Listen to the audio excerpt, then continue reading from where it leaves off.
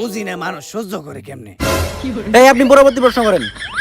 আচ্ছা ভাই, আমি যতটুকু শুনেছি আপনাদের প্রত্যেকটি কন্টেন্টই নাকি স্ক্রিপ্টেড, এই কথাটা কতটুকু সত্য? এইটা একদম ভুল কথা। আমরা কোনো স্ক্রিপ্টেড ভিডিওই বানাই না। দৈনন্দিন জীবনে আমাদের সাথে যা ঘটে ওইটাই আমরা ভিডিওর মাধ্যমে তুইলা ধরি। যেমন ধরেন একদিন আমার বউয়ের পশ্চাৎদেশে একটা গোটা হইছিল। গাইস, আপনাদের ভাবির জন্য আপনারা সবাই দোয়া করবেন। আপনাদের ভাবির পশ্চাৎদেশে একটা গোটা হইতে। এই আমার গুটা তো অনেকদিন আগে ভালো হয়ে গেছে গা। আরে ভিডিও বানাইতাছি। ও ব্যথা, আমারে বাঁচাও। এই দেখেন আপনাদের ভাবি ব্যথায় কাতরাইতাছে। প্রথমে গোটাটা এত ঢুকছিল, তারপরে বড় হইতে হইতে এত বড় হইতে। আপনারা যারা আপনাদের ভাবির পশ্চাৎদেশের গোটাটা দেখতে চান তারা 1000 কমেন্ট করেন। 1000 কমেন্ট হইলে আমি আপনাদের ভাবির পশ্চাৎদেশের গোটাটা দেখাবো। আর গোটাটা এতই ভয়াবহ রূপ নিতে, এই যে দেখেন আপনাদের ভাবির পশ্চাৎদেশের নিচে একটু আরামের জন্য পালিশ দিতে হইতে।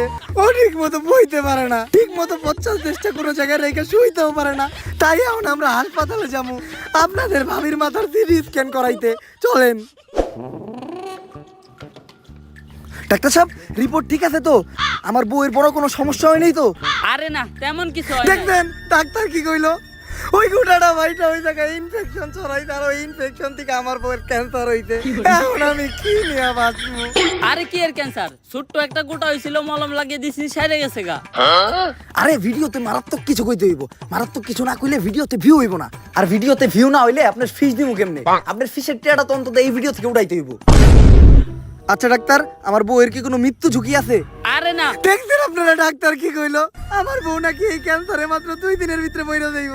আপনারা সবাই আমার বউয়ের জন্য দোয়া করেন, আমার বউয়ের যাতে কিছু না হয়। কারণ আমার বউয়ের কিছু হইলে আমার বউ ব্যবসা বন্ধ হয়ে যাইব গা। এই কেরাস, আমার হাসপাতালের সামনে একটা সাইনবোর্ড লাগা যে কাপড় ব্লগার প্রবেশ নিষেধ।